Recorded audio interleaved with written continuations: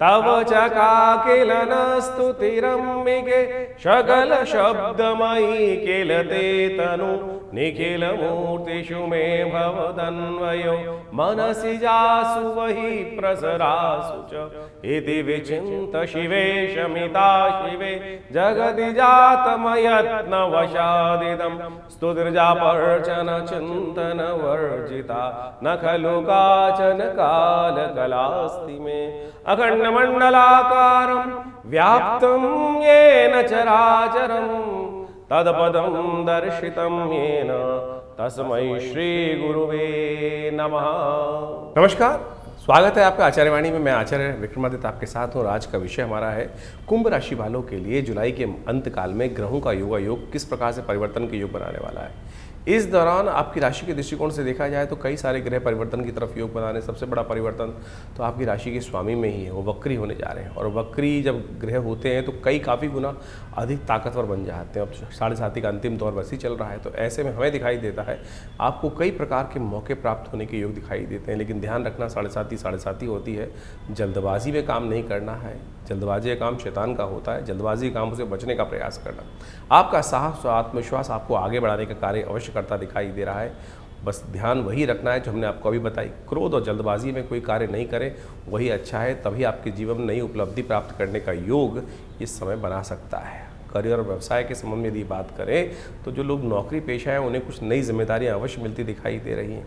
अधिकारियों को वरिष्ठों का सहयोग प्राप्त होने के योग बन सकते हैं, जिससे रुके हुए कार्य पूर्ण करने में आपको अवश्य कुछ न कुछ सहयोग प्राप्त होने के योग बनते दिखाई दे रहे हैं। लेकिन बृहस्पति अस्त चल रहा है, कहीं ना कहीं दिमाग का बल्ब कई बार बुझता दिखाई देगा। ऐसे में मंगल ग्रह आपको अकेला बहुत 100 के बराबर काम करता है, लेकिन कई बार कुछ नैरो माइंडेड व्यक्तियों के साथ कहीं ना कहीं कुछ झगड़ा होने के योग बन सकते हैं।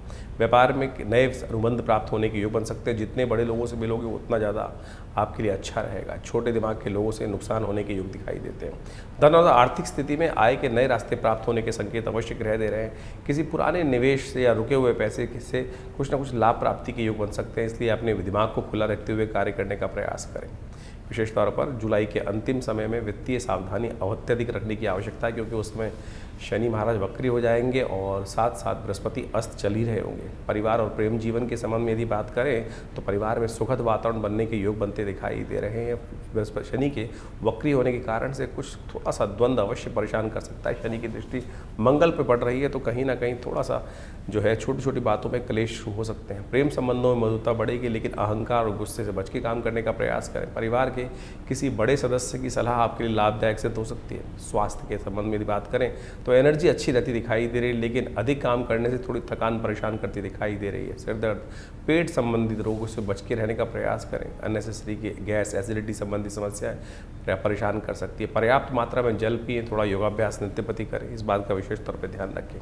विद्यार्थियों के लिए समय बहुत शुभ दिखाई देता है। बुध का अपने राशि में जाना, वक्र मार्गी हो जाना, उदय हो जाना, ये बहुत ज़्यादा सफलता देने की योग बनाता दिखाई दे रहा है। कई बुद्धिमानी के द्वारा कई प्रकार के कार्यों को करने की क्षमता आपके अंदर प्राप्त हो सकती है। अध्ययन में विशेष तौर पर प्रगति प्राप्त करने के योग भी आपकी राशि में बनती दिखाई दे रही है। नौकरी और करियर के संबंध में बात करें तो नई पदोन्नति प्राप्त करने के योग बन सकते हैं। जिम्मेदारियां नई प्राप्त होने के योग बन सकते हैं। नए प्रोजेक्ट्स भी कुछ ना कुछ मिलने के योग अवश्य बनते दिखाई दे रहे हैं। वरिष्ठ सहयोगियों का यदि सहयोग मिल जाए, थोड़ी विनम्रता आपके अंदर आ जाए और थोड़ी सी आप कोशिश ये करें डिप्लोमेसी के साथ काम कर लें, तो फिर आपके सामर्थ्य का तो पारावार ही नहीं रहेगा। नेतृत्व क्षमता के कारण से आपकी पहचान बढ़ने के योग बनते दिखाई दे रहे हैं। छोटी यात्राओं के योग दिखाई दे रहे हैं। संपर्कों से लाभ होने के योग दिखाई दे रहे हैं। नए दोस्तों से मुलाकात होने के योग बनते दिखाई दे रहे हैं, जो व्यावसायिक दृष्टिकोण से लाभ की तरफ आगे ले जा सकते हैं। व्यापार और नए अवसरों के संबंध में यदि हम बात करें तो कहीं ना कहीं विस्तार की तरफ योजनाएं बनती दिखाई दे रही हैं। नए प्रोजेक्ट, नए अनुबंध प्राप्त करने के योग भी बनते दिखाई दे रहे हैं। साहस और पहल, विशेष तौर पर ये बातें हैं बहुत ज़्यादा सावधानी के साथ चलने की। जो कार्य लंबे समय से रुके हुए थे उनकी तरफ आपको सफलता मिलने के योग अवश्य बनते दिखाई दे रहे हैं। जोखिम को विशेष तौर पर ध्यान रखना। साझेदारी कामों में थोड़ा सा सावधानी रहे। थोड़े से व्यक्ति साझेदारी के काम में जब आगे बढ़ने का प्रयास करता है तो लोग कहीं ना कहीं धोखा देने के योग बना सकते हैं, और ऐसे में वो आपके लिए कुछ ना कुछ प्रश्न चिन्ह उत्पन्न करते दिखाई दे रहे हैं। भाई बहनों के साथ, मित्रों के साथ संबंध जुलाई के अंतिम भाग में कहीं ना कहीं लाभ प्राप्ति के संकेत देते दिखाई दे रहे हैं। नेटवर्किंग, सामाजिक संपर्क के कार्यों में विशेष तौर पर नए अवसर प्राप्त होने के योग बन सकते हैं। बस इसमें एक ही बात, पुनः फिर उसी बात को समझाने का हम बात कर रहे हैं, जल्दबाजी का काम बिल्कुल बचने का आपको प्रयास करना चाहिए। और ख़ास तौर पे जो नया निवेश करने जा रहे हैं, कोई करने की इन्वेस्टमेंट की बात कर रहे हों, तो जल्दबाजी में या लालच में किया गया कार्य अच्छा नहीं होता, इस बात का ध्यान रखना। बृहस्पति अस्त है, शनि कहीं ना कहीं वक्री की तरफ जा रहे हैं, बुध जो है वो बहुत ताकत में है। ऐसे में मंगल भी इस वक्त विचित्र स्थिति में। ऐसा व्यक्ति क्या होता है कि मेरा दिमाग ही सही है और मेरे दिमाग के कारण से काम कर लोगे तो बहुत लाभ प्राप्ति के योग बन जाएंगे। ये कहीं ना कहीं यदि अहम का भाव आ जाएगा तो कहीं ना कहीं थोड़ी सी परेशानी का योग बन सकता है। तो सावधानी के साथ चलें, इस समय का लाभ उठाते चलें। ग्रहों का नित्य प्रति परिवर्तन जो है वो कहाँ ले जा रहा है वो हम आपको बताते हैं हर रोज़ ग्रहों के योगा योग के अनुसार से। कुंभ राशि वालों के लिए 21 तारीख की ग्रह गणना समझ लीजिए, ग्रहों का योगा योग कहाँ ले जा रहा है। 21 तारीख को मंगलवार का अवसर है, अष्टमी तिथि इस दिन विद्यमान है, गुप्त नवरात्र की अष्टमी है और विशेष तौर पर कई शुभ योग लेकर आती दिखाई दे रही। बुध इस दिन उदय होने जा रहे हैं और बुध इस दिन उदय होने के कारण से आपके अंदर एक नया बल, बुद्धि का स्वामी है बुध, शुभ ग्रह है। आपकी राशि के दृष्टिकोण से देखा जाए तो कहीं ना कहीं वो एक नया रास्ता आपको देगा। बुद्धि का बल, कई दिन से जो बुध कहीं ना कहीं वक्र अवस्था में तो अभी भी चल रहे हैं, अस्त अवस्था में थे, सूर्य के सन्निकट आने के कारण से क्या हो रहा था, कहीं ना कहीं थोड़ी समस्याएं उत्पन्न करते दिखाई दे। लेकिन अब बुध उदय हो रहे हैं तो बुद्धिमत्ता कहीं ना कहीं सफलता की तरफ, मुकाबलों में कहीं ना कहीं विजय की तरफ ग्रह आपको ले जाते दिखाई दे रहे हैं और आप अपने कमिटमेंट के पक्के रहते दिखाई दे रहे हो। ये कमिटमेंट का पक्का यानी सोच लिया जो करके दिखाना है, उसमें कहीं ना कहीं सफलता प्राप्त हो। जैसे ही शनि वक्री होंगे इसका लाभ भी आपको मिलता दिखाई देगा। ऐसे में कोशिश ये करें, भगवती दुर्गा की सुंदर आराधना अवश्य करने का प्रयास करें। और यदि कहा जाता है कि विशेष तौर पर गुप्त नवरात्रि की जो अष्टमी होती है उस दिन मंगलवार का सुंदर सुयोग पड़ रहा है, ऐसे में महिषा भगवती का ध्यान करते हुए यदि पूजन करना आपके लिए समस्त कष्टों को दूर करने वाला स्वरूप रहेगा भगवती का, और समस्त प्रकार के कष्टों को दूर करेगा भगवती दुर्गा की पूजा। सर्वमंगल मांगल्ये शिवे सर्वार्थ साधिके शरण्ये त्र्यंबके गौरी नारायणी नमोस्तुते, इस मंत्र का जप करते हुए कार्य करने का प्रयास। कन्या पूजन सबसे श्रेष्ठ है, कन्या पूजन अवश्य कराएं, कल्याण के योग बनेंगे। बुध का उदय होना आपकी राशि के दृष्टिकोण से बड़ा श्रेष्ठ दिखाई देता है और ऐसे में गौ पूजन यदि कर सकें, गौ की सेवा कर सकें तो बुध का जो लाभ है कई गुना अधिक बढ़ जाएगा। 22 तारीख बुधवार का अवसर, नौमी तिथि विद्यमान है, भड्डली नौमी लेके आई है और ये नवरात्र का अंतिम दिवस भी रहेगा। गुप्त नवरात्रि इस दिन समाप्त होने की तरफ जाती दिखाई दे रही। कई जगह 23 तारीख को भी मना रहे हैं, लेकिन ग्रह नक्षत्रों के दृष्टिकोण से इस दिन आपकी राशि के दृष्टिकोण से योगा योग जो बन रहा है वो कहीं ना कहीं अध्यात्म से, धर्म से, संत महात्माओं के आशीर्वाद से, कहीं ना कहीं प्रभु कृपा से आपके लिए शुभ योग बनता दिखाई दे रहा है। ऐसे में जितना शुभ धर्म करोगे, अधर्म तो शायद आपसे होने की तरफ इच्छा भी नहीं जाती दिखाई देगी, तो अच्छा है धर्म के साथ कार्य करने का प्रयास करें। कुछ नया कार्य आरंभ करना हो तो भड्डली नौमी का सुंदर योग बन रहा है, इसका लाभ अवश्य लेने का प्रयास करें। नौमी का सुंदर पर्व है, भगवती की सुंदर आराधना करना आपके लिए बहुत कल्याणकारी योग बना सकता है। 22 जुलाई को गुप्त नवरात्रि का अंतिम दिवस है और गुप्त नवरात्रि का अंतिम दिवस भड्डली नौमी के रूप में विद्यमान होता है। ये भड्डली नौमी समस्त अनिष्टों को दूर करने का योग बनाती है। अनसूज साया आखिरी माना जाता है और इसके बाद शुभ मुहूर्त समाप्त हो जाते हैं, फिर 4 महीने तक कोई मुहूर्त नहीं रहता है और ऐसे में भड्डली नौमी का योग जो है गुप्त नवरात्रि का अंतिम दिवस भी माना जाता है। इस दिन ऐन्द्रिय व्रत भी कहा जाता है। गुप्त नवरात्रि के नौमी दिवस पर, जैसे महानवमी का सुंदर पर्व होता है, इस दिन ऐन्द्रिय व्रत के नाम से शास्त्र में वर्णित किया गया है। ये ऐन्द्रिय व्रत जो है कहा जाता है भगवती महालक्ष्मी ऐरावत पर सवार होकर जो है महालक्ष्मी का आशीर्वाद देने के स्वरूप में पदार्पण करती है और जो 9 दिन तक भगवती के विभिन्न स्वरूपों का ध्यान करते हुए, उनका पूजन करते हुए, महालक्ष्मी के रूप में उनकी सुंदर आराधना करते हैं, उनके बहुत से मनोकामनाओं को पूर्ण करने के योग बनते हैं। हमने विवेकानंद योगाश्रम में इस बार जो है शतचंडी का सुंदर कार्यक्रम रखा। शतचंडी के सुंदर कार्यक्रम में माँ भगवती के विभिन्न मंत्रों का, दुर्गा सप्तशती के संपूर्ण 700 मंत्रों का यज्ञ नित्यपति रहा और इस नौमी के महाअवसर पर उनका दिव्य यज्ञ संपन्न रहेगा और भगवती की सुंदर उपासना, महालक्ष्मी जी की सुंदर उपासना समस्त अनिष्टों को निवारण करने के लिए रखी गई है। आप सब भी इस नवरात्रि के पूर्णाहुति के यज्ञ में पधारें और भगवती के निमित्त के सानिध्य में बैठकर उनका दिव्य यज्ञ करने का प्रयास करें। माँ आश्रम पर माँ भगवती का दिव्य स्वरूप विद्यमान है जो 500 साल पुराना है। जी हाँ, 500 साल प्राचीन शिव विग्रह जो है, जो 1947 में पाकिस्तान के क्षेत्र मुल्तान से हमारे आश्रम पर पधारा और वहाँ उनको आज उनकी सुंदर प्रतिष्ठा, सुंदर उनकी ही सानिध्य में नित्य प्रति 8 घंटे यज्ञ चलता है और पूरे जो नवरात्र में सुंदर रूप से यज्ञ उनके सानिध्य में रखा गया है। आप उसकी कम से कम अंतिम वेला में सुंदर रूप से अंतिम यज्ञ के अवसर पर अपने स्थान को आरक्षित करें। माँ भगवती के दिव्य यज्ञ में दुर्गा सप्तशती का जो संपूर्ण यज्ञ रहेगा उसमें भाग लें। माँ भगवती की कृपा से हमने ऐसा देखा है कि अनेक मनोकामनाओं को सिद्धि करने के लिए, जीवन के कष्टों को दूर करने के लिए भक्तों के जीवन में सुंदर सुयोग बन जाता है। तो माँ भगवती की वैष्णवी देवी का सुंदर दर्शन करते हुए इस सुंदर योग पर ऐसे दिव्य जो अवसर पर भड्डली नवमी अनसूत साया माना जाता है। जो भी भगवती के समक्ष इस दिन सुंदर आराधना के रूप में करके यज्ञ इत्यादि के द्वारा अपनी आहुति समर्पण करते हैं, मनोकामना सिद्धि के योग बन जाते हैं। तो आप भी आइए, सादर आमंत्रित हैं इस यज्ञ में। जो फ़ोन नंबर्स नीचे चल रहे हैं उनमें फ़ोन करके अपने स्थान को आरक्षित करें। यज्ञ से भगवती की मन से अपनी मनोकामना रखिए, मनोकामना पूर्ति के सुंदर योग बनेंगे। 23 तारीख की बात करें, 23 तारीख की ग्रह गणना बृहस्पतिवार का अवसर, नौमी तिथि इस दिन भी विद्यमान है। थोड़ी देर के लिए नौमी का योग रहेगा, उसके बाद दशमी का आगमन हो जाएगा। लेकिन इस दिन आपकी राशि के दृष्टिकोण से देखिए सुंदर गजकेसरी योग बनता दिखाई दे रहा है और ये गजकेसरी योग आपकी राशि में जो बन रहा है वो विशेष तौर पर आपकी मेहनत से आपको लाभ देता दिखाई दे रहा है। सही मार्ग पर चलना, सही सोच, अपनी सोच पर शक मत करना। कई बार क्या होता है, हमारी सोच में व्यक्ति को शक होना शुरू हो जाता है कि कई बार समस्या होती है तो लगता है व्यक्ति को मेरी सोच ही गलत है। नहीं, इस वक्त होता है, वक्त बदलने वाला है, वक्त बदलने की तरफ जा रहा है। अब 7:30 भी अंतिम दौर में चलती दिखाई दे रही है और कहीं पुरानी कहावत है, जाते हुए शनि बहुत कुछ देखे जाते हैं। तो अब वो उम्मीद भी आपकी राशि के अनुसार से बहुत सारी अच्छी दिखाई दे रही है। कोशिशें करें, पीली चीज़ों का दान करने का प्रयास करें।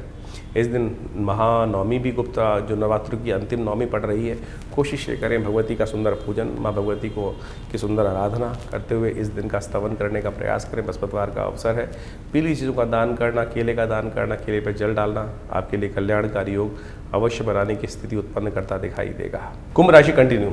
तो कुंभ राशि वाला 24 तारीख की ग्रह गणना भी समझ लीजिए। शुक्रवार का अवसर, दशमी तिथि इस दिन विद्यमान है और ग्रह नक्षत्रों के दृष्टिकोण से चंद्रमा थोड़ा हल्का ज़रूर दिखाई देता है, लेकिन बृहस्पति से दृष्ट होने के कारण से उसमें काफ़ी ज़्यादा शक्ति आगे आती दिखाई दे रही है और ये विशेष तौर पर एक रास्ता बनाता दिखाई दे रहा है। कई बार हमको दूसरों की मेहनत का लाभ मिलता है। ये ग्रह दिखा रहा है कि आपकी अपनी मेहनत रंग लाती दिखाई दे रही है। हर कार्य में, व्यवसाय में, काम धंधे में, रोजगार में, घर में, जो भी आप काम करेंगे आपकी अपनी मेहनत से पूर्ण लाभ प्राप्ति करने के योग बनते दिखाई दे रहे हैं इस दिन। और सबसे बड़ा परिवर्तन तो हो रहा है, मार्गी होने जा रहे हैं बुद्ध महाराज। पहले उदय हुए, अब मार्गी होने जा रहे हैं और ये साफ साफ दिखाते हैं कि विजय के योग आपकी राशि में बनकर तैयार हैं। सफलता प्राप्त करने के योग आपकी राशि में बनते दिखाई दे रहे हैं। लोग आपको टेस्ट करते दिखाई देंगे और टेस्ट में आप उत्तीर्ण होते दिखाई दे रहे हैं। चाल चलन विशेष तौर पर आपकी राशि के दृष्टिकोण से पक्का रहता दिखाई दे रहा है। चिंता मत करो, इस वक्त आप जो सोच रहे हो उसको करने की शक्ति आपके अंदर पूरी तरह से बनती दिखाई दे रही है और ऐसे में आपको भविष्य भी जो है साफ साफ दिखाई देने के योग बनते दिखाई दे रहे हैं। तो इसलिए और ऐसे में आपके कर्मकांड, पूजा पाठ, परमात्मा में थोड़ा आराधना बढ़ाने का प्रयास करें। चंद्रमा मैंने कहा आप थोड़ा हल्का है, हल्का इस वक्त जो है बड़ी शीर्ण राशि में चलता दिखाई दे रहा है, जिसके कारण से मन कई बार अंदर से थोड़ा कच्चा होता है। पक्का कीजिए, वही ग्रह आपके अनुकूल चल रहे हैं और उसको पक्का करके आगे बढ़ने का प्रयास करें। थोड़ा सा बृहस्पति को ताकत दे दीजिए। थोड़ा जो विप्रजन हैं, ज्ञानी जन हैं, उनकी थोड़ी सेवा करके आशीर्वाद लेने का प्रयास करो। आशीर्वाद से मेवा अवश्य प्राप्त होने के योग बनते दिखाई दे रहे हैं। बुद्ध का मार्गी होना आपकी राशि के दृष्टिकोण से आने वाले काफ़ी समय तक आपके लिए अच्छा योग बनाता दिखाई दे रहा है। बृहस्पति के अस्त होते हुए भी बुद्ध का उदय हो जाना, बुद्ध की ताकत में आ जाना आपके लिए सबसे शुभ योग बनता दिखाई दे रहा है। बृहस्पति की कमी को ठीक करता दिखाई दे रहा है। 25 तारीख शनिवार का अवसर, एकादशी तिथि विद्यमान है। देव शयनी एकादशी का योग बन गया और ऐसे में गजकेसरी योग भी आपकी राशि में बना हुआ है, जो कीर्ति और यश और कार्य सिद्धि तीनों चीज़ें कराने के सुंदर रास्ता आपकी राशि में बनाता दिखाई दे रहा है। तो इसलिए अपनी चाल में मस्त होकर काम करने का प्रयास करें। हाँ, बेकार किसी से बहस में ना फंसे। कई बार क्या होता है, सिद्धांतवादी आपकी बातें जो होती है ना, इन दिनों आपकी राशि में कुछ ऐसा बनता दिखाई दे रहा है कि सिद्धांत से नहीं डिगमगाऊंगे। अरे प्रैक्टिकलिटी के साथ कार्य करने की ज़रूरत है, इस बात का ध्यान रखते हुए कार्य करें। हम उपाय के चक्कर में फंस जाते हैं। बहुत सारे लोग उपाय करने के चक्कर में कुछ और पता नहीं हज़ारों रुपए खर्च कर कर पता नहीं कौन सी स्थिति। अपने विजन को ठीक करने का प्रयास करें। ज्योतिष के दृष्टिकोण से ग्रहों की क्या स्वभाव है, ग्रहों की क्या पावर है, कहाँ आपको आगे बढ़ा रहा है, कहाँ आपको पीछे कर रहा है। इस वक्त आपकी राशि में जो शालीनता है, वो आपके लिए थोड़ी पनौती बनी हुई दिखाई दे रही है। आपका सज्जनता, आपको अननेसेसरी नुकसान पहुंचाने के, हर चीज़ को ठीक से काम करने की इच्छा जो है कि सीधी तरह से उंगली से कार्य करना। सीधी तरह से उंगली कभी घर से निकलती नहीं है, घी निकालती नहीं है, थोड़ा टेढ़ा करने की ज़रूरत पड़ती दिखाई दे रही है। वही सिद्धांत आपकी राशि में विजय के योग हैं, और वो आप यदि एक्सेप्ट कर लें तो कल्याण के योग बनेंगे। देवशयनी एकादशी है, हो सके तो इस दिन विशेष तौर पर भगवान विष्णु का सुंदर पूजन करने का प्रयास करें। शनि की 7.5 चल रही है, उसको प्रसन्न करने के लिए आपको इस दिन भगवान विष्णु का पूजन तिलों के द्वारा अवश्य करने का प्रयास करना चाहिए। देखिएगा कल्याण के योग बनेंगे।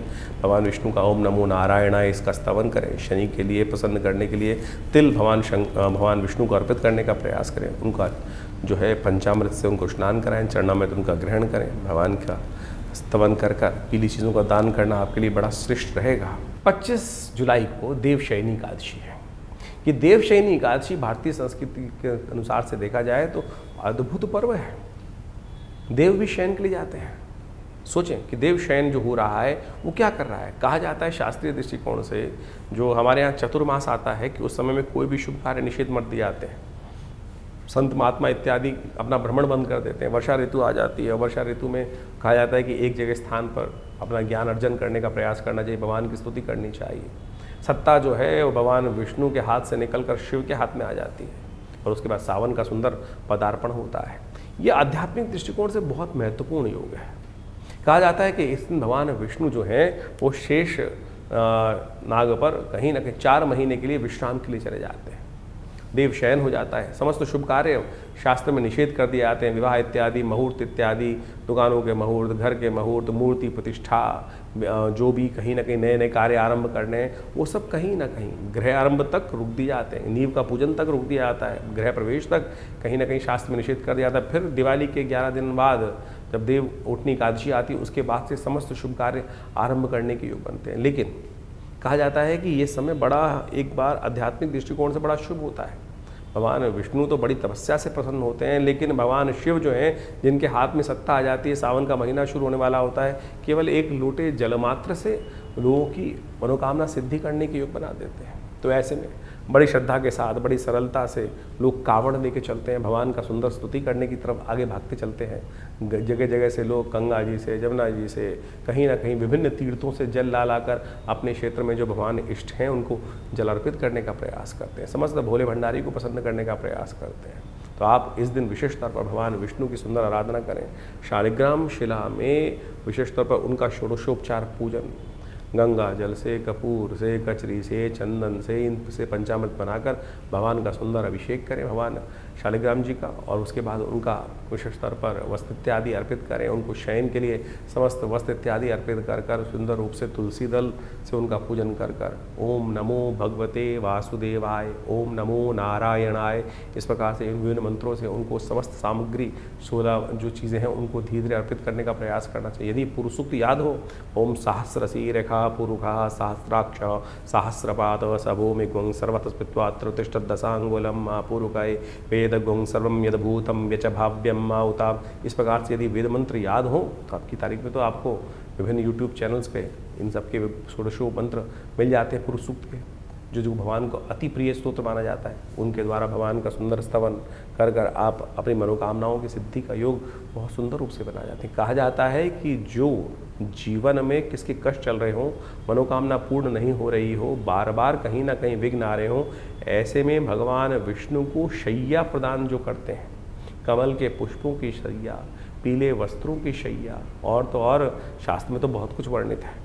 अपनी श्रद्धा के अनुसार से भगवान विष्णु को इस दिन शैया प्रदान करने से जीवन के बहुत से कष्ट जो कांटों वाली सेज पर जो हम लोग को चलते हुए दिखाई देते हैं, कहीं ना कहीं हर भी जहाँ कदम बढ़ाएं, कहीं ना कहीं विघ्न, कहीं ना कहीं रुकावट, कहीं ना कहीं कांटे कांटे रुकावटें जीवन में आती हैं। तो ऐसे में इस दिन जो देवशयनी एकादशी के दिन भगवान को शैया अर्पित करने का जो कार्य करते हैं, उनके बहुत से जीवन के कष्ट दूर होने के योग बन जाते हैं। इस दिन भगवान विष्णु को विशेष तौर पर कमल के पुष्पों से बनी हुई शैया प्रदान की जानी चाहिए। उनको पीले वस्त्र अर्पित करने का प्रयास किया जाना चाहिए। कमल के पुष्पों का बना हुआ तकिया भगवान को अर्पित करने का प्रयास किया जाना चाहिए। तो इस प्रकार से भगवान का सुंदर पूजन कर कर मनोकामना सिद्धि के सुंदर सुयोग बनने चाहिए। 26 तारीख रविवार का अवसर और ग्रह नक्षत्र के दृष्टिकोण से द्वादशी तिथि विद्यमान है। ग्रह परिवर्तन की तरफ जा रहे हैं और ग्रह परिवर्तन कर कर आपकी राशि के दृष्टिकोण से अच्छा आपकी जो पावर है बढ़ाते दिखाई दे रहे हैं। इस दिन शनि महाराज जो है वो वक्र होने जा रहे हैं 4 महीने के लिए, 4 से भी ज़्यादा 4.5 महीने के लिए करीब करीब वक्री होने की स्थिति में जाएंगे और ये वक्री होकर आपकी राशि के दृष्टिकोण से काफ़ी गुना पावरफुल हो जाएंगे। अब ये पावरफुल हो जाएंगे, ताकत में आ जाएंगे, तो समझ के मान के चलना आपकी राशि के दृष्टिकोण से ताकत तो बढ़ेगी। शनि पर उन्होंने पूरी दृष्टि, मंगल पर पूरी दृष्टि डाल रखी है, तो कई कार्य कहीं ना कहीं ज़्यादा ताकत में आने के कारण से अधूरे छूट सकते हैं। इसलिए जब शक्ति ज़्यादा आ जाए, ग्रह में शक्ति ज़्यादा है, शनि महाराज तो आपकी राशि के दृष्टिकोण से आपके लग्नेश हैं लेकिन 7.5 के दौर में चल रहे हैं, तो कई बार क्या होता है कि ज़्यादा शक्ति जो आती है वो कहीं ना कहीं थोड़ा सा समस्याएं भी उत्पन्न करने की योग देती है। कई कार्यों को अधूरा छोड़ने की स्थिति बन सकती है। कठोर परिश्रम करना पड़ेगा, परिश्रम से भागना मत। थोड़ा सा शनि महाराज ने काफ़ी दिनों से आपके अंतःकरण को अंदर से तोड़ रखा है। इस समय शनि के उपाय कुछ खास तौर पर करने का प्रयास करें तो वो आपके लिए अच्छा रहेगा। इस समय हो सके तो आपकी राशि के दृष्टिकोण भगवान शंकर का पूजन दही से, गाय के बने हुए दूध से, दही से करना आपकी राशि के दृष्टिकोण से बहुत सुंदर आपके लिए कल्याणकारी योग बनाता दिखाई देगा। और तो और हो सके तो थोड़ा सा गाय का दूध पीने का भी प्रयास करो। ये 4 महीने शनि महाराज आपकी राशि के दृष्टिकोण से नहीं तो पेट के विकार उत्पन्न करने की योग बना सकता है। शुद्ध गाय का दूध का सेवन करना, गाय के दूध से बनी चीज़ों का सेवन करना, ये प्रैक्टिकलिटी में आपका इलाज भी है। ध्यान रखना, गाय का दूध आज के मेडिकल पॉइंट ऑफ व्यू से बहुत ज़बरदस्त है, लेकिन ज्योतिष के दृष्टिकोण से ये ग्रह साफ साफ दिखा रहा है कि इस वक्त इस प्रकार की समस्याएं भी उत्पन्न करने के योग ये ग्रह बनाते दिखाई दे सकते हैं। पेट संबंधित रोग, लोअर एब्डोमिनल संबंधी समस्याएं, अननेसेसरी की थोड़ा सा इस जो है कुंभ राशि वालों के लिए बहुत ज़्यादा अथवा शनि के वक्री होने के कारण से थोड़ी सी परेशानी में डालने के योग बना सकती है। तो इस दिन विशेष तौर पर आपको ये उपाय अवश्य करने का प्रयास करना चाहिए। ये आपके लिए कहीं ना कहीं कल्याणकारी योग बनते दिखाई देंगे और ऐसे में आपकी राशि के दृष्टिकोण से ये जो है ग्रहों का योग शनि के वक्री होने के कारण से शनि के मंत्र का जप ओम प्रांग प्रींग प्रोंग से शनिश्चराय नमः, हो सके तो पीपल के पेड़ के पास जाकर एक दिया हर शनिवार के शनिवार अवश्य जलाने का प्रयास करें, तो आपके लिए कहीं ना कहीं शनि का वक्री होना कहीं ना कहीं थोड़ा सा कष्ट को निवृत्ति करने का योग बना सकता है। लेकिन 4.5 महीने ये शनि का योग, वक्री होने का योग, थोड़ा सावधान ज़रूर आपको रहना चाहिए। 26 जुलाई को शनि महाराज वक्र अवस्था में जाने वाले हैं और ये करीब करीब 10 दिसंबर तक वक्री अवस्था में ही चलेंगे। ऐसे में ये 4.5 महीने का जो समय है विशेष तौर पर बहुत महत्व रखता है। हर राशि के दृष्टिकोण से आपको समझ लेना चाहिए कि विशेष तौर पर आपकी राशि के दृष्टिकोण से क्या प्रभाव उत्पन्न कर रहा है। अभी आपने समझा आपकी राशि के दृष्टिकोण से उसका क्या प्रभाव है। जब शनि वक्री हो जाते हैं तो कहा जाता है कई गुना अधिक शक्तिशाली हो जाते हैं। ऐसे में इनके प्रभाव में कई गुना अधिक हो जाता है प्रभाव। और शनि तो महाराज जो हैं वो वैसे ही क्रूर ग्रह माने जाते हैं, पाप ग्रह माने जाते हैं। और जब वो कहीं ना कहीं व्यक्ति दुष्कर्म करता है, गलत कर्म व्यक्ति के द्वारा हो जाता है, तो दंडाधिकारी के रूप में वो बड़े निष्पक्ष होकर अपने प्रभाव को उत्पन्न करने का प्रयास करते हैं। ऐसे में शनि को मनाओ, सदा सुख पाओ, इस बात को अवश्य ध्यान रखने का प्रयास करना चाहिए। इस वक्त बृहस्पति महाराज अस्तवस्था में चल रहे हैं, शनि वक्री हो गए हैं और ऐसे में ग्रहों की जो कुचाल चल रही है उससे आपको समझने का रास्ता, बचने का प्रयास करना चाहिए। विश्व में पुनः एक बार भयावह स्थिति अपनी निर्माण होती दिखाई देगी। युद्ध का वातावरण जो पूरे विश्व में कहीं ना कहीं बना हुआ है, उठापटक का दौर कहीं ना कहीं चलता दिखाई देगा पुनः एक बार।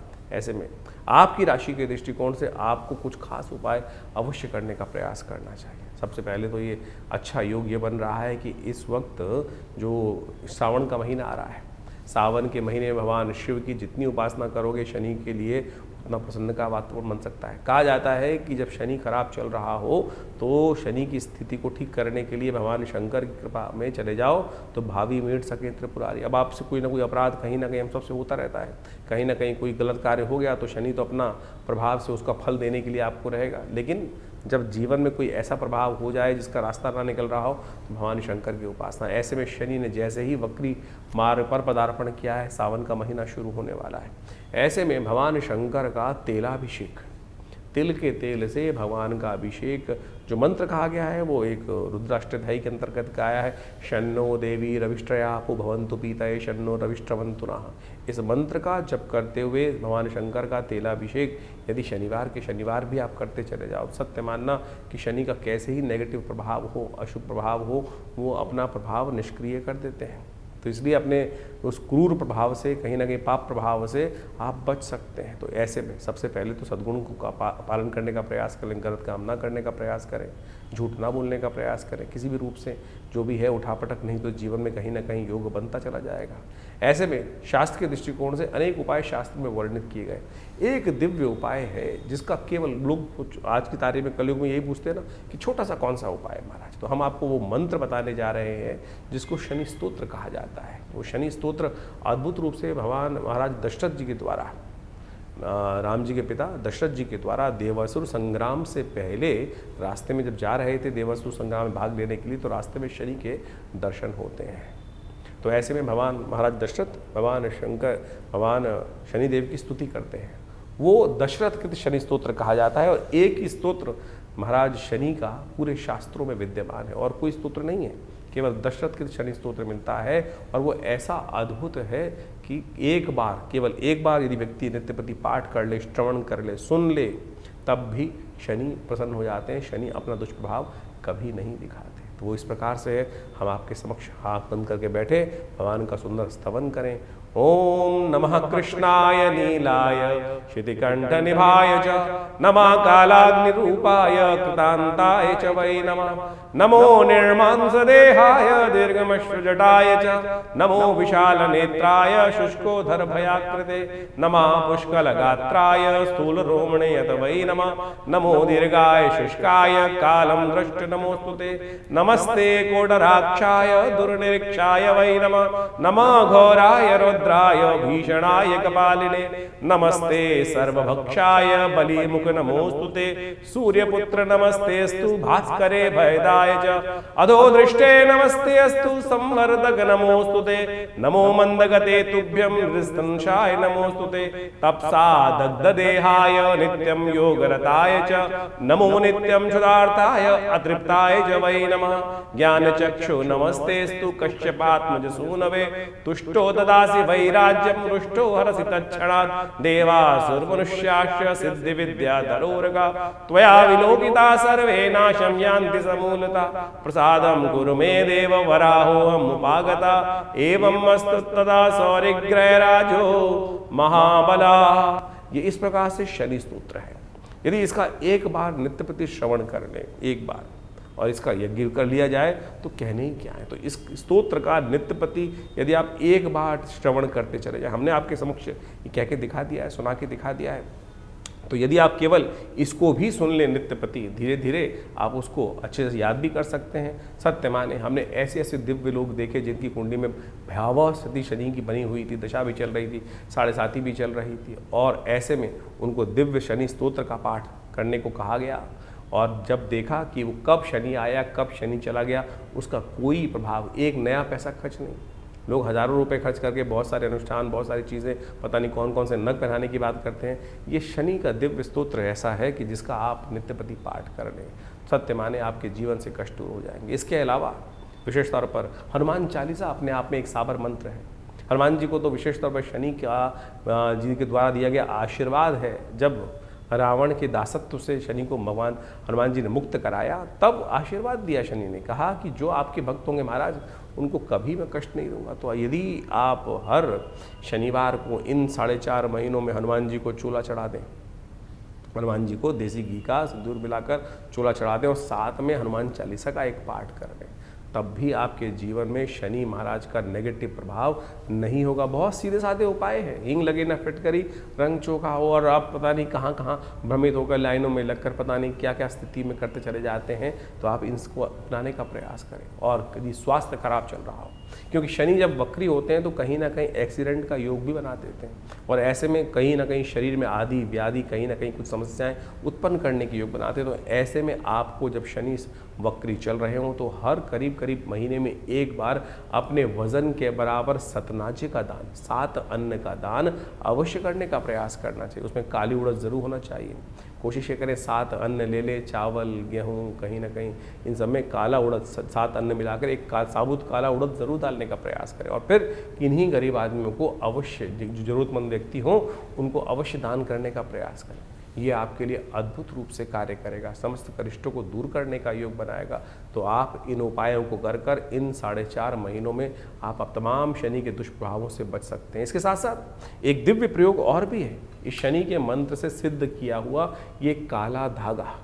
ये काला धागा आप अपने उल्टे पैर में धारण कर लीजिए। ये शनि का दिव्य उपाय है। भारतीय संस्कृति के अनुसार से जो जिसको कहा जाता है कि शनि के मंत्र से सिद्ध करा हुआ ये धागा आपकी समस्त प्रकार से रक्षा करने का दिव्य उपाय। शास्त्र में अनादिकाल से लोग कहीं ना कहीं धागे बांधते आए हैं, लेकिन शनि का धागा पैर में बांधने का प्रयास किया जाना चाहिए, क्योंकि शनि सबसे पहले चाल बिगाड़ते हैं।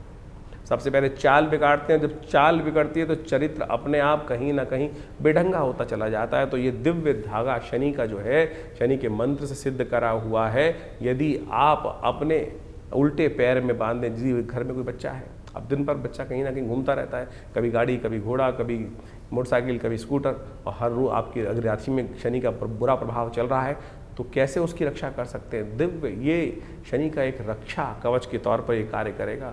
तो आप कोशिश ये करें, इसको किसी जातक के उल्टे पैर में, स्त्री चाहे पुरुष, बांध लें तो शनि से बहुत सारी चीज़ों से रक्षा करने के दिव्य रास्ते अपने आप प्राप्त हो सकते हैं। तो ऐसे छोटे छोटे उपाय आप जो को वर्णित किए हैं, तो आप 4.5 महीने में इस शनि के नेगेटिव प्रभाव से अवश्य बचने का प्रयास करेंगे तो शनि की कृपा से बहुत सारी रक्षा के रास्ते आपको अवश्य प्राप्त हो जाएंगे। 27 तारीख को ग्रह नक्षत्रों के दृष्टिकोण से परिवर्तन का योग बनता दिखाई दे रहा है। इस दिन सोमवार का अवसर है, त्रयोदशी तिथि उदय तिथि के रूप में विद्यमान है और ग्रह नक्षत्रों के दृष्टिकोण से रवि योग भी बना हुआ है। ऐसे में आपकी राशि के दृष्टिकोण से ग्रह एक बात इंगित करते दिखाई दे रहे हैं। बहुत ज़्यादा ऐसे में ग्रह योग बने हुए हैं कि आप अपनी अपनी चलाएं और लोगों पर अननेसेसरी का थोड़ा सा प्रेशर ज़्यादा बनाते दिखाई दे रहे हैं। हो सकता है अपनी अपनी चलाने से कहीं ना कहीं थोड़ी सी परेशानी का सबब आपके लिए बन सकता है। आपको शायद दूसरों की बातें अच्छी भी ना लगे इन दिनों, और उसके कारण से थोड़ी सी अननेसेसरी इरिटेशन आपके अंदर उत्पन्न होने के योग बन सकते हैं। तो अपने आप को शांत रखते हुए कार्य करने का प्रयास करेंगे तो अच्छा रहेगा।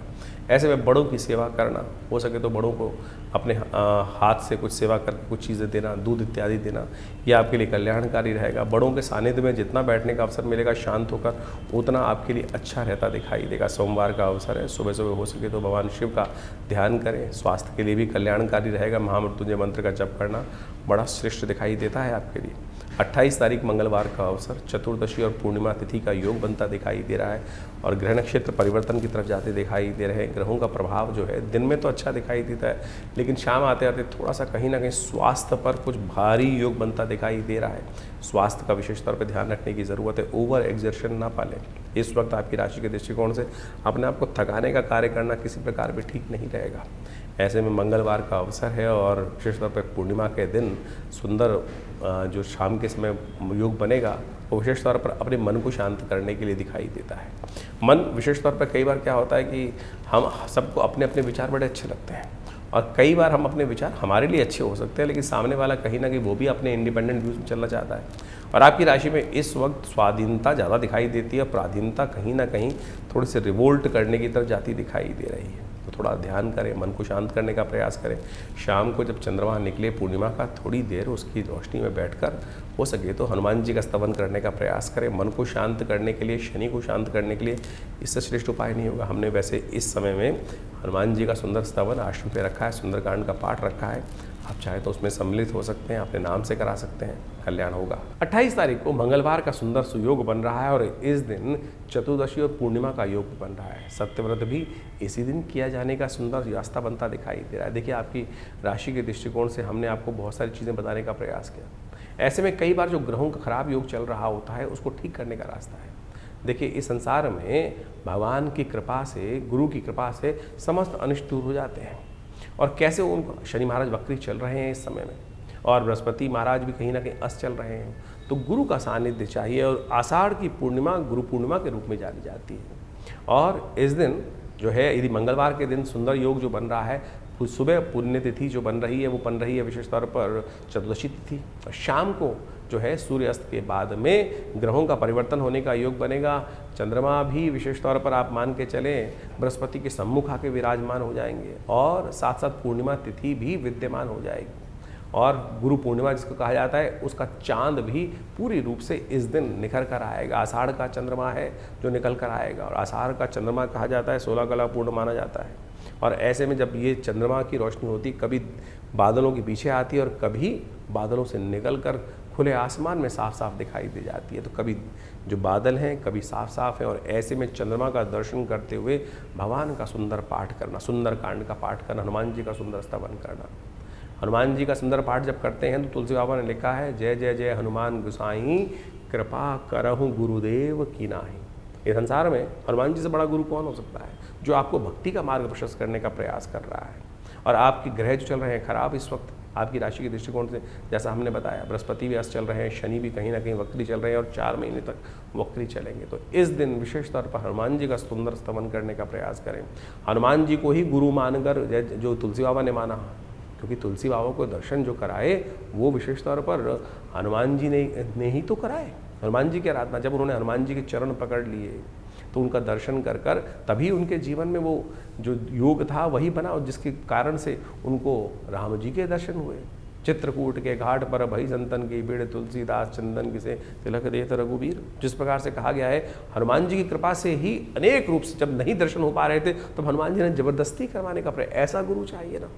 तो आप संसार के चक्र में कहाँ फंस रहे हैं, तो सुंदर रूप से हनुमान जी का सुंदर स्तवन इस दिन अवश्य करने का प्रयास करें।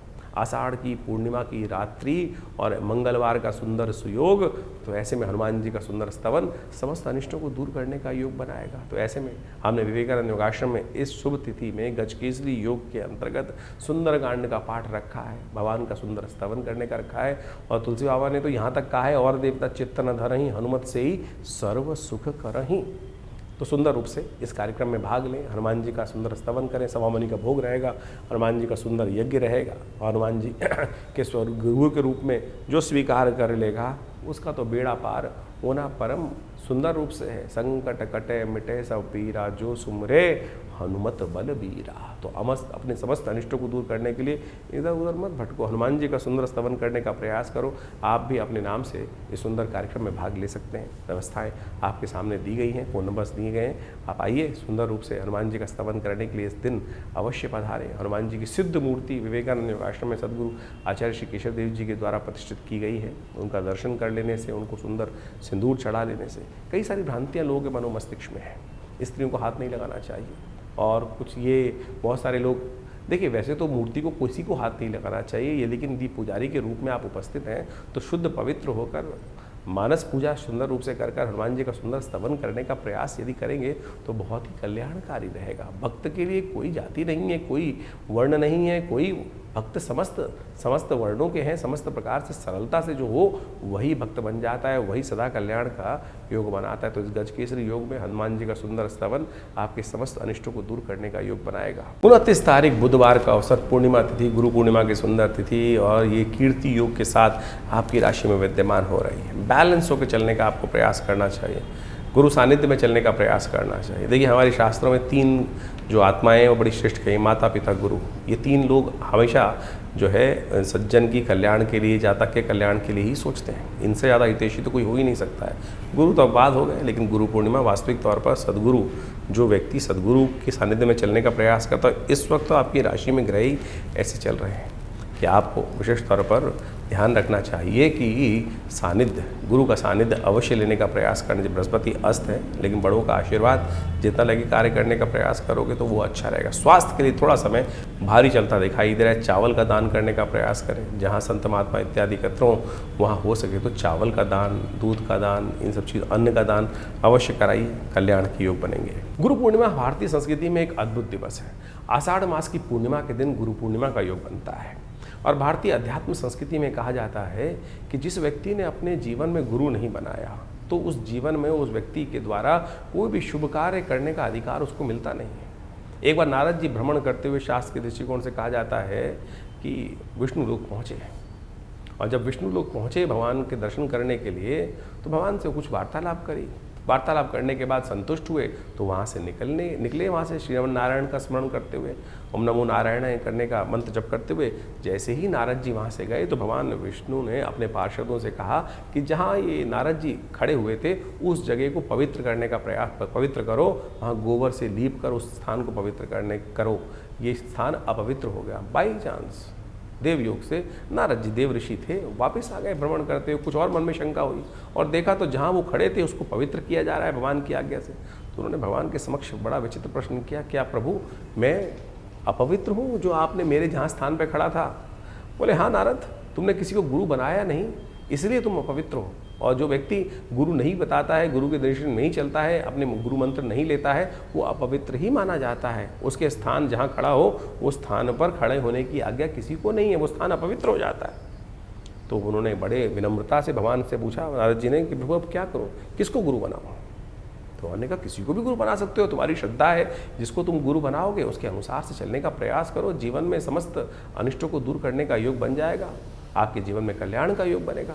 आपको मंत्र जप का अधिकार भी गुरु मंत्र की दीक्षा लेने के बाद, गुरु दीक्षित होने के बाद ही मिलता है इस संसार के अंदर। लोगों ने नहीं समझा। भगवान की आज्ञा के अनुसार नारद जी ने कहा महाराज किसको बनाओ? तो भगवान ने भी लीला रची। भगवान ने लीला इस प्रकार संसार को ज्ञान देने के लिए रची। कहा जाता है भगवान ने कहा नारद तुम पृथ्वी लोक पे जाओ और जो सबसे पहले व्यक्ति मिले उसी को अपना गुरु मानो और फिर उनसे दीक्षित होकर उनका मंत्र जप करके उन्हीं से आगे जीवन की दशा लेने का प्रयास करो, फिर आओगे तो फिर पवित्र माने जाओगे। नारद जी भूलोक आते हैं और महामृत्यु लोक में उनको सबसे पहले एक व्यक्ति जिसके दर्शन होते हैं, प्रभु की माया थी। वो दर्शन होते ही एक व्यक्ति, गाँव का व्यक्ति, गरीब व्यक्ति रास्ते में जा रहा था, चप्पल उसने सिर पर रखी हुई थी और अब भगवान की आज्ञा थी, सबसे पहले उन्हीं के दर्शन हुए तो उन्होंने ही नमन किया महाराज। अब भगवान की आज्ञा के अनुसार से, भगवान की माया के अनुसार से उन्होंने उनको नमन किया और कहा महाराज आप मुझे आपको मैं अपना गुरु धारण करना चाहता हूँ। तो सीधे साधे व्यक्ति ने कहा कि महाराज मेरे की क्या बिसात मैं आपको शिक्षा दूँ, आप तो स्वयं इस सुंदर स्वरूप में विद्यमान है, मेरी क्या बिसात?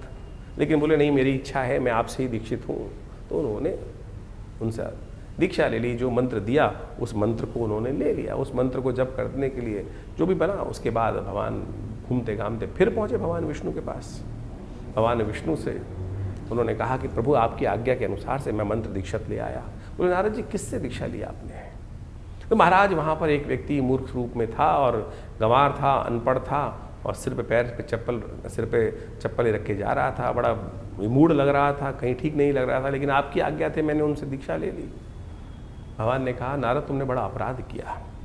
गुरु का इस प्रकार से अपमान करना, कहा जाता है घोर नरकादि लोगों को पूरी 84 लाख योनि तुम्हें भोगनी पड़ेंगी और उन सब की त्रास है तुमको भोगनी पड़ेगी। अब तुमने इतना प्रभाव, इतना निष्क्रिय कार्य जो है, ऐसा कार्य किया है कि जो विशेष तौर पर तुमको अपराध बोध भी नहीं है इसका।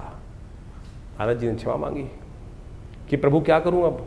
बोले तो हम गुरु के सानिध्य में ही जाओ और वो जो बताएं उस कार्य को करने का प्रयास करो, तब जाकर इस जो 84 की योनि का जो चक्र है उससे निकल सकते हो, नहीं तो तुमको 84 लाख योनि भोगनी पड़ेंगी, उसमें जीवन निर्वाह करना पड़ेगा, फिर उस काल को भोग के बाद ही तुम हमारे दर्शन के लिए आ सकते हो। अब नारद जी को पटक दिया गया।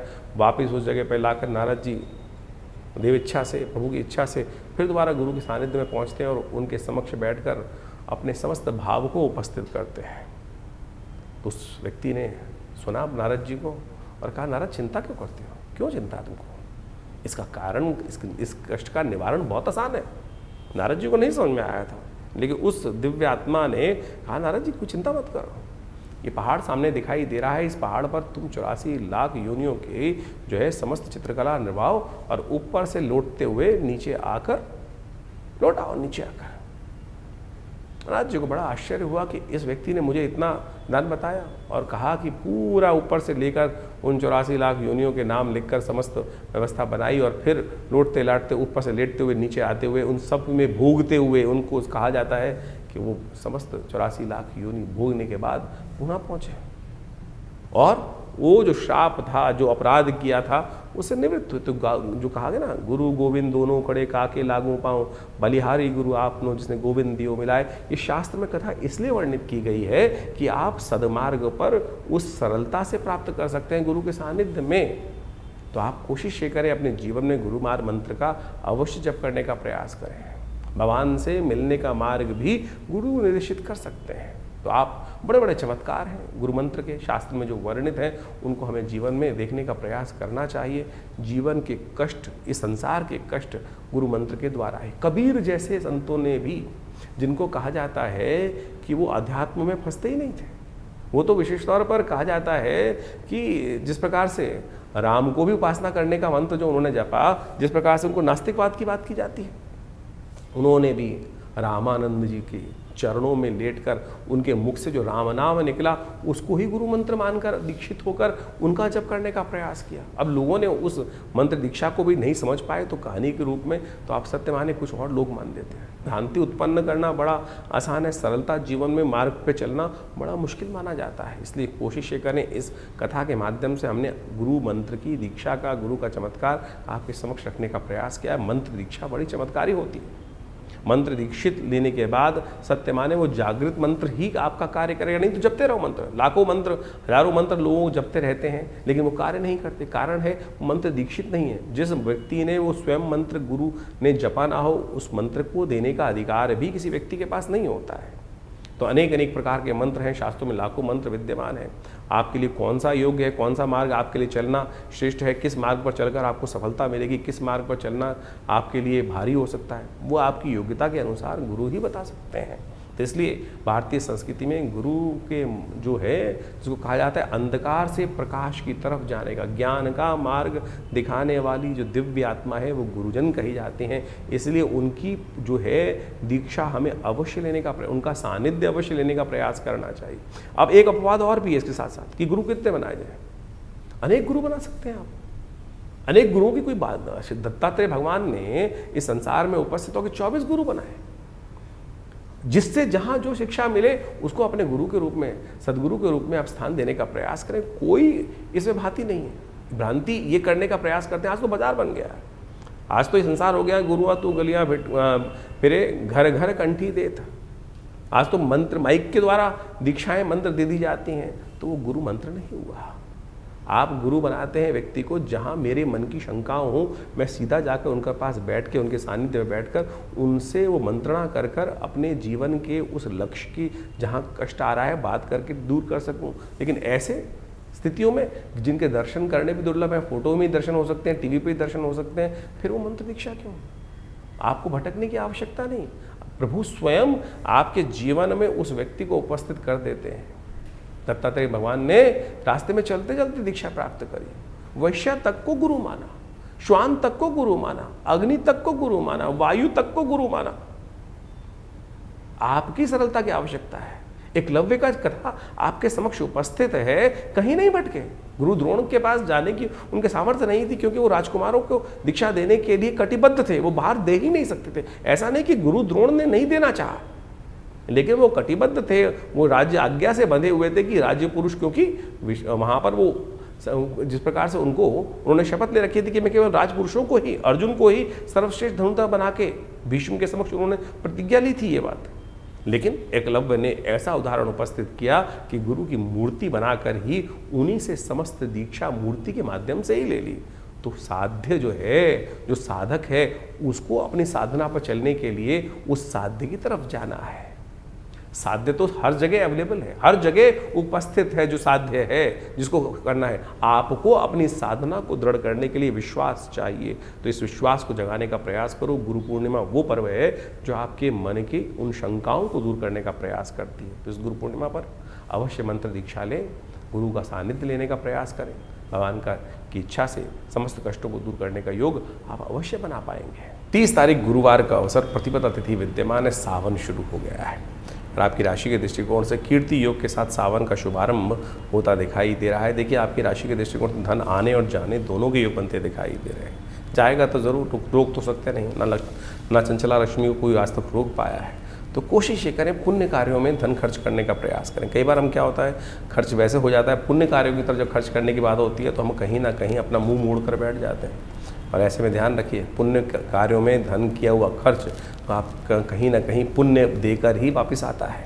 पुण्य लेकर वापस जो आता है तो कहीं ना कहीं हमारे लिए सुख का उदय करने का युग बना देता है। तो ऐसे में ध्यान रखें, सावन का महीना जब भगवान विष्णु शेषशय्या पर विश्राम करने चले जाते हैं तो सत्ता जो है शिव के हाथ में आ जाती है। तो इस दिन से विशेष तौर पर अपने शनि को, क्योंकि 4 महीने शनि आपकी राशि के दृष्टिकोण से बड़े परेशान करने की योग बनाने वाले हैं, तो ऐसे में नित्य प्रति यदि तिल डालकर थोड़ा जल में या दूध में भगवान शिव का अभिषेक करें तो बहुत कल्याणकारी रहेगा। नहीं तो शनि महाराज आपकी राशि के दृष्टिकोण से जहाँ जहाँ बैठे हुए हैं वो कहीं ना कहीं आपका मनोभाव थोड़ा सा नेगेटिव करते दिखाई दे रहे हैं, गलत लोगों की संगत में डालते दिखाई दे रहे हैं। गलत लोगों की संगत में जाकर कहीं ना कहीं हमारी वृत्ति भी गलत तरफ हो जाती है, और ऐसे में गलत तरफ जाकर गलत खेल खेलने से, गलत कार्य करने से कहीं ना कहीं जो है वो कहे ना, पुरानी इस कहावत है, कोयले की दलाली में कहीं ना कहीं मुँह काला अवश्य हो जाता है। तो गलत लोगों की संगत परेशान करने की योग बनाती दिखाई दे रही है। तो कोशिश ये करें जिनका भी ये कुंभ राशि है उनको खास तौर पर सही लोगों के साथ, सत्कर्म करने वाले लोगों के साथ बैठने का प्रयास करना चाहिए, गलत संगत से दूर रहने का प्रयास करना चाहिए। हमने पूरे सावन के महीने में भगवान शिव की आराधना करने का सुंदर कार्यक्रम रखा है। जुड़िए विवेकानंद आश्रम से और पूरा कार्यक्रम जानिए। 30 तारीख से सावन का सुंदर महीना शुरू हो रहा है, और इस समय में जब भगवान विष्णु शेषशय्या पर विश्राम में चले जाते हैं और समस्त राज सत्ता जो है भगवान शिव के हाथ में आ जाती है, शिव को प्रसन्न करने के अद्भुत दिन होते हैं। ये 30 दिन का सावन मनोकामनाओं को सिद्धि करने का योग बनाता है। चाहे जीवन में कैसे ही कष्ट हो, चाहे आकांक्षाएं हो, कैसी आकांक्षा हो, इस संसार में मनुष्य रूप में ही आप जन्म लेकर उन इच्छाओं को, आकांक्षाओं को, उन मन के भावों को, मनोकामनाओं को सिद्धि करने का योग बना सकते हो। और किसी रूप में नहीं जाके, किसी संसार में किसी और योनि में न जाकर आप मनोकामनाओं को पूर्ण करने का योग नहीं बना सकते, इस मनुष्य रूप में बना सकते। सावन का वो सुंदर महीना है, जिसने भी भगवान शिव को भजा है उनकी समस्त मनोकामनाएं सिद्धि करने के सुंदर सुयोग प्राप्त हो जाते हैं। जल से यदि मन में संतुष्टि चाहते हो, तुष्टि चाहते हो, तो भगवान शंकर का अभिषेक जल से इस सावन के महीने करने का प्रयास करो। यदि समृद्धि चाहते हो तो कहा जाता है कि दूध के द्वारा अभिषेक करने से पुष्टि प्राप्त करने के योग बन जाते हैं। और यदि जीवन में समस्त संपदाओं का सुख चाहते हो, वाहन, घर, घोड़ा इत्यादि समस्त प्रकार की निधियाँ चाहते हो, तो रुद्री के अंदर कहा गया है कि दही के द्वारा भगवान का अभिषेक करने का प्रयास करना चाहिए। यदि ग्रहों का अशुभ प्रभाव चल रहा हो तो कहा जाता है कि भगवान का अभिषेक भस्म के द्वारा करने का, भस्माभिषेक जो होता है ना, उसके द्वारा करने का हमें प्रयास करना चाहिए। उससे जीवन के सत्य के प्रति हमारी आकर्षण शक्ति बनती है, सही रूप से मंत्र की सिद्धि प्राप्त करने का योग बन जाता है। यदि धन, वैभव, इन सब की प्राप्ति करना चाहते हो तो कहा जाता है कि भगवान का सुगंधित गंध के द्वारा, गंधोदक के द्वारा, इत्र के द्वारा भगवान का जो अभिषेक करता है उसकी मनोकामना सिद्धि का सुंदर सुयोग बन जाता है। कहा है सुगंधिम पुष्टिवर्धनम, सुगंधि युक्त जल से, सुगंधित तेल से यदि भगवान का अभिषेक करने का प्रयास करोगे तो इस प्रकार की मनोकामना सिद्धि का सुंदर योग बन जाता है। यदि आपकी शत्रु बाधाएं आपको बहुत परेशान कर रही हैं तो तेल के द्वारा भगवान का सुंदर अभिषेक इस सावन के महीने में हमें करने का प्रयास करना चाहिए। ये मनोकामना सिद्धि को पूर्ण करने के लिए अद्भुत योग बनाकर आपकी राशि में इस प्रकार से हजारों औषधियाँ हैं। शहद के द्वारा, पुष्पों के द्वारा, मट्ठे के द्वारा, इच्छू रस के द्वारा, गन्ने के रस के द्वारा, दूध के द्वारा, और तो और अनार के रस के द्वारा, विभिन्न विभिन्न औषधियों के द्वारा अनेक मनोकामनाओं की सिद्धि के लिए समय समय पर लोग यज्ञ इत्यादि रुद्राभिषेकात्मक यज्ञ करने का सुंदर प्रयास करते हैं, जीवन के समस्त कष्टों को दूर करने के लिए। यदि स्वास्थ्य संबंधी समस्या चल रही हो तो कहा जाता है कि दूध के द्वारा भगवान शंकर के महामृत्युंजय मंत्र का जप करते हुए इस सावन के महीने में यदि अनुष्ठान किया जाए तो भगवान की कृपा से कैसी ही दिव्य कोई परेशानी हो जो कहीं ना कहीं ठीक ना हो रही हो, उसके भी ठीक होने के रास्ते प्राप्त हो जाते हैं। तो हमने विवेकानंद योगाश्रम में इन पूरे 30 दिनों में, सावन के पूरे 30 दिनों के लिए नित्य प्रति शाम को रुद्राभिषेक रखा है। सामूहिक तौर पर समस्त भक्तगण एकत्र होकर भगवान शंकर का रुद्र अष्टाध्यायी के द्वारा नित्य प्रति भगवान का अभिषेक विवेकानंद योगाश्रम में हम हमारे द्वारा स्वयं समस्त भक्तों के साथ मिलकर किया जाएगा। भगवान का बड़ा दिव्य, बड़ा विशाल भगवान शंकर का शिवलिंग है और उनका पूजन हम बड़ी श्रद्धा के साथ समस्त लोग मिलकर करते हैं। आप भी स्वयं इस कार्यक्रम में भाग लेने के लिए नित्य प्रति आश्रम पर पधार सकते हैं। ये सावन का सुंदर सुयोग आया है और इस समय ग्रहों की स्थिति बड़ी विचित्र चल रही है।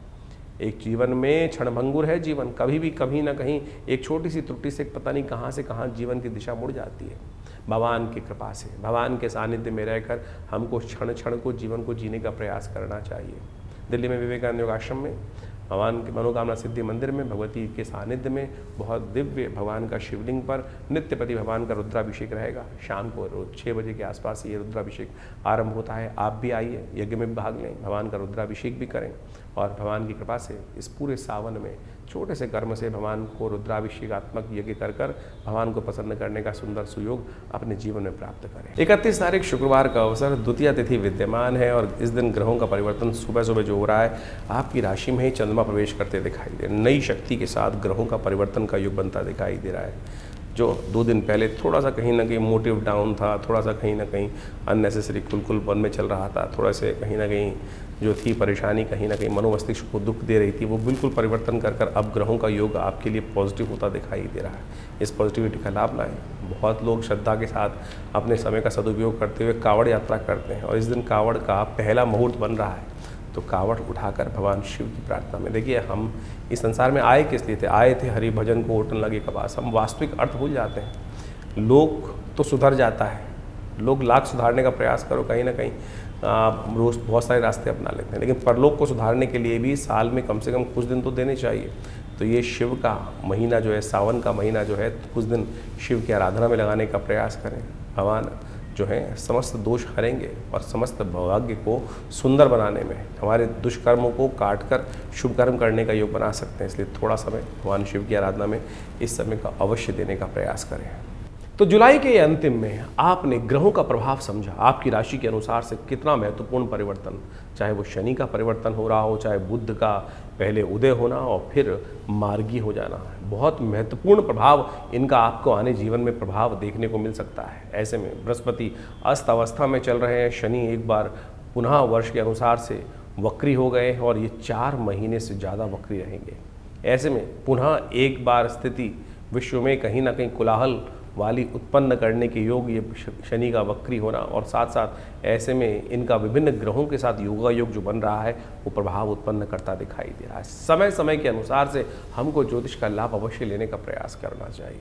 ऐसे में विशेष तौर पर ग्रहों के योगा योग के अनुसार से उनका जो महत्वपूर्ण परिवर्तन मिलता है, शास्त्र में वर्णित ऋषियों मुनियों के अनुभव के आधार पर जो उनके निदान चिकित्सा विज्ञान के अनुसार से बताए गए हैं, ग्रहों के मंत्र के माध्यम से बताए गए, वो हम आपके समक्ष समय समय पर उपस्थित करते रहते हैं। सत्य मानिए, व्यक्ति के हाथ में कर्म करना ही है, उसका फल तो परमात्मा के हाथ में ही है, कर्म के अनुसार से फल बनता है, लेकिन फिर भी परमात्मा की कृपा से जो बड़े से बड़े भयावह योग कुंडली में बन रहे होते हैं, वो कब किस प्रकार से क्षण में गायब हो जाते हैं पता नहीं चलता।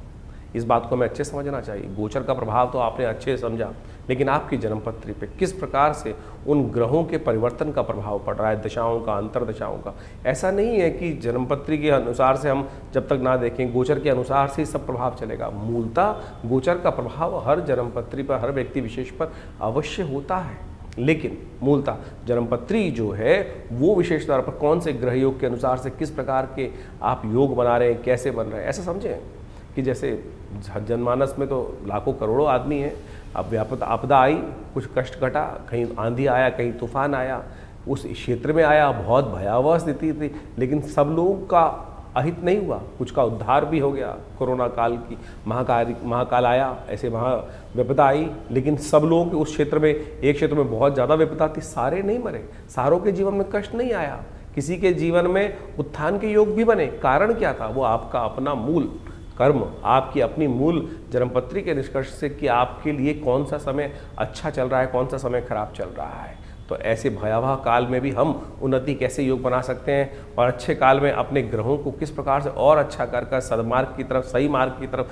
तेजी से आगे बढ़ने के योग बना सकते हैं, वो जन्मपत्री का, जन्म ज्योतिष विज्ञान का एक चमत्कारिक विषय है। इसलिए हमें अपने जन्मकाल के अनुसार से, date of birth, time of birth, place of birth के अनुसार से जो खाका बनता है, दशाएं, महादशाएं, अंतरदशाएं, इन सबको देखते हुए, देशकाल परिस्थिति को समझते हुए भविष्य को देखने का प्रयास करना चाहिए और उससे बहुत कुछ पूर्वाभास हो सकता है, बहुत सा पूर्वाभास पहले हो जाता है और उसको समझकर हम अपने समय के अनुसार से अपने रास्ते को सही रूप से चुन सकते हैं। जैसे एक व्यक्ति पढ़ाई कर रहा है किसी क्षेत्र में, उसका भाग्य तो कहीं किसी और क्षेत्र में लिखा था उन्नति का, लेकिन वो भटकते भटकते कभी ये, कभी वो, कभी वो, कभी वो, वहाँ पहुँचता है, वो अंत में जाकर जो जिससे किस्मत जागनी थी वहाँ पहुँचता है। फिर उस पर कार्य करता है। और फिर अगर ज्योतिष के दृष्टिकोण से पहले ही जान लिया जाए कि इस व्यक्ति के लिए कौन सा मार्ग सबसे श्रेष्ठ है और उसको अपना लिया जाए, तो आप अवश्य सही समय पर सही चीज़ों को पहचान कर कार्य को ठीक कर सकते हैं। तो यही ज्योतिष विज्ञान का, ज्ञान का यही लाभ है। इसी को लाभ उठाने का प्रयास करना चाहिए। सकल पदार्थ है जगमाही, कर्महीन पुरुष पावत नाही। तुलसी बाबा ने ऐसे ने कर्म, ज्योतिष विज्ञान जो है वो वास्तविक तौर पर ज्ञान के अनुसार से, विज्ञान के अनुसार से शोध कर ऋषियों का कर्म है और उन्होंने इतना सुंदर सिद्धांत बना के रखा।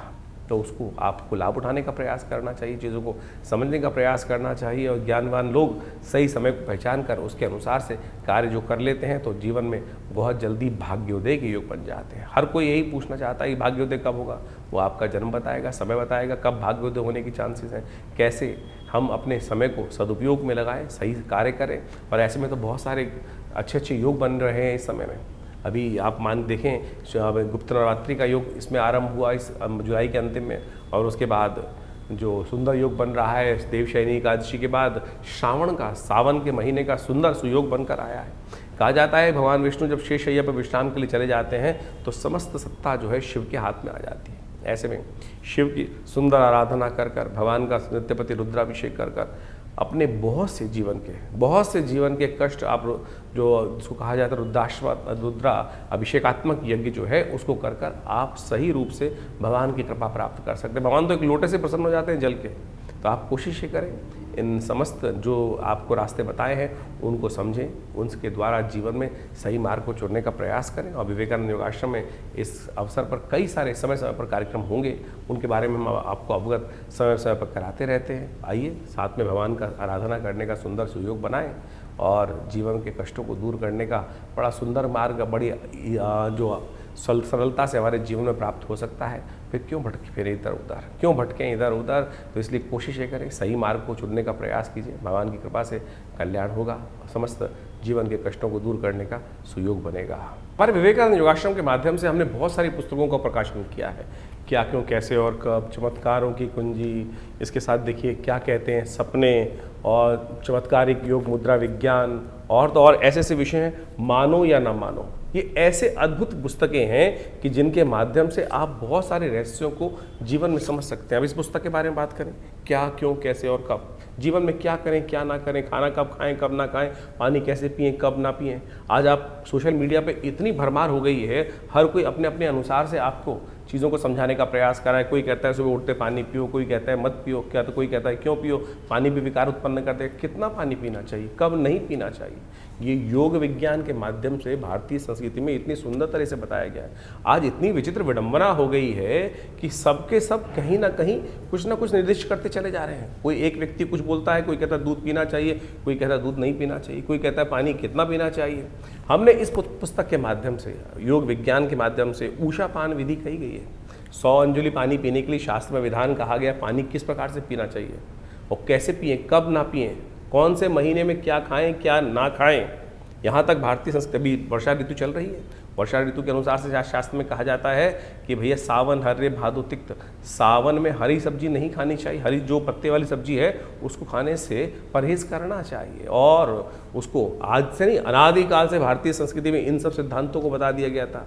और तो और यज्ञ विज्ञान कैसे आपके जीवन में लाभ दे सकता है, और बहुत सारी और समस्या, नज़र लग जाए कैसे उसको दूर करें, इस सब संबंध में इन पुस्तकों में हमने अद्भुत रूप से इन समस्त ज्ञानों को देने का प्रयास किया है, इन सब बातों को चर्चा करने का प्रयास किया है। तो आप इनके विषय को यदि ये समझेंगे तो इतने सुंदर तरीके से मुख कैसे धोएं, पानी कितना पिएं, स्नान कब करना चाहिए, स्नान कैसे करना चाहिए। भारतीय संस्कृति में स्नान के बारे में सबसे पहले स्नान करना है, पानी डाल के आ गए, ये तो स्नान नहीं हुआ ना।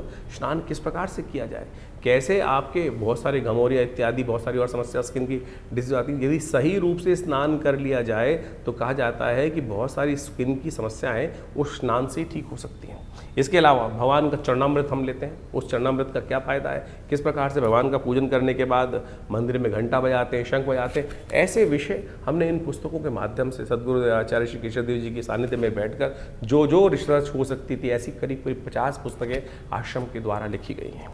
मानो या न मानो, स्वप्न विज्ञान की एक ऐसी चीज़ है कि स्वप्न विज्ञान, सपनों में क्या दिखाई दिया, हम सबको सपने आते हैं।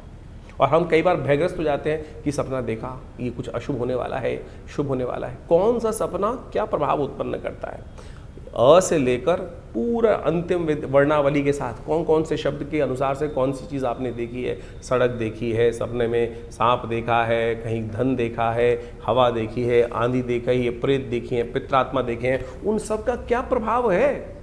क्या वो आपके लिए को भयग्रस्त कर रहे हैं?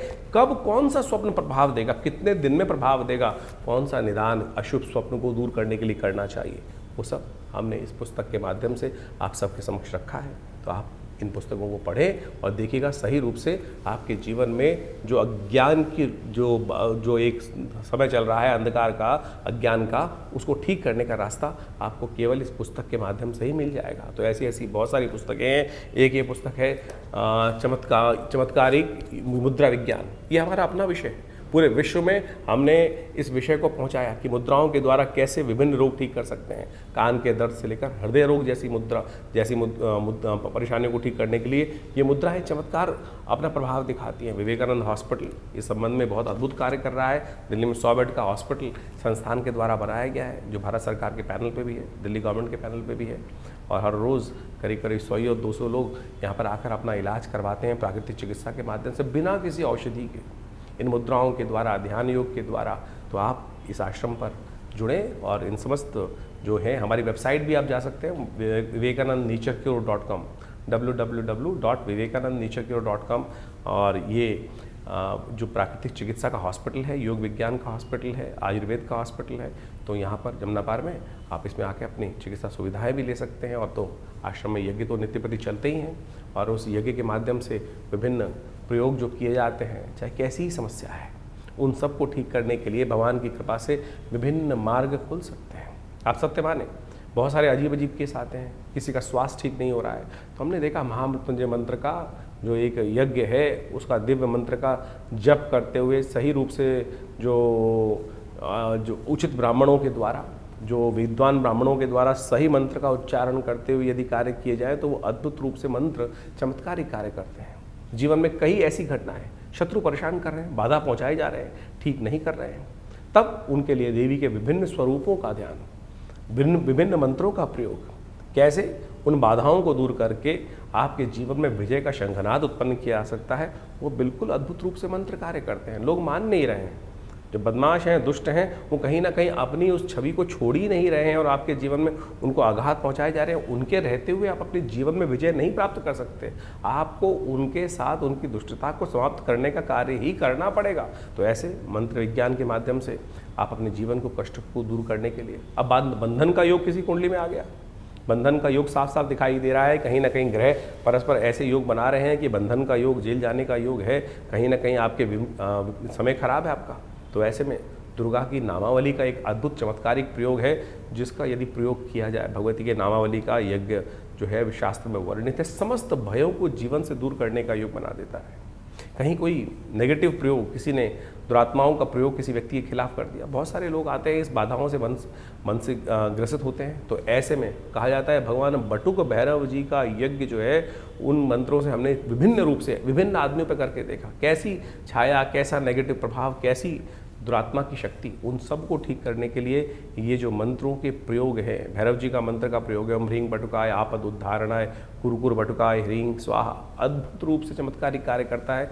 उन कष्टों को दूर करने का योग अद्भुत रूप से बना देता है। ग्रह बाधाओं का समस्याएं हैं, ग्रह बाधा ऐसी हैं कि एक के बाद एक, कोई शनि खराब है, कोई मंगल खराब है, तो उनका जप किया जाए ना, सही रूप से उच्चारण करते हुए, यज्ञ करते हुए, उनका दशांश यज्ञ करके, दशांश उनका मार्जन इत्यादि समस्त पद्धति को अपनाते हुए जो कार्य किए जाते हैं, वो पूर्ण रूप से, सही रूप से सफलता की तरफ व्यक्ति की मंशा के अनुसार से कार्य करने का सुंदर कार्य करते हैं। मंत्र विज्ञान कपोल कल्पित नहीं है, सत्य है, लेकिन विधि के अनुसार से, शास्त्र के अनुसार से हमें करने का प्रयास किया जाना चाहिए, तब जाकर समस्त मनोरथों को सिद्ध करने का। दिखावा नहीं है।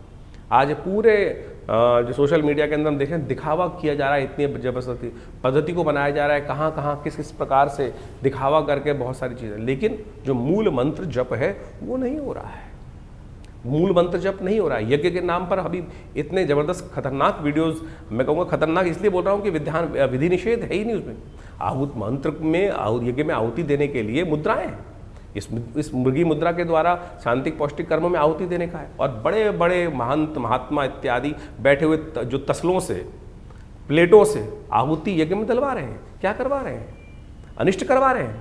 कब आहुति दलनी चाहिए? मंत्र में स्वांते आहुति समर्पय, स्वाहा के अंत में आहुति दलनी चाहिए। कोई विधि किसी का पालन नहीं किया जा रहा है, केवल पंप एंड शो और दिखा दिखो के ड्रामेबाजी कर कर जो यज्ञ विज्ञान के नाम पे, अध्यात्म के नाम पर आज दुराग्रह पूरे विश्व में चल रहा है, ये भयावह है। आप स्वयं करिए, हमारे साथ रविवार को यज्ञ में बैठिए। कोई दक्षिणा नहीं ली जाती, कोई पैसा नहीं लिया जाता। जो लोग कुछ बैठना चाहते हैं रविवार को यज्ञ में आकर आश्रम पर यज्ञ में बैठ सकते हैं। तो इन समस्त विधियों का आशा करते हैं आप पालन करेंगे, समझेंगे, चीज़ों को सही रूप से करेंगे। तो आप जुड़िए विवेकानंद योगाश्रम से, आपका कल्याण होगा। धन्यवाद।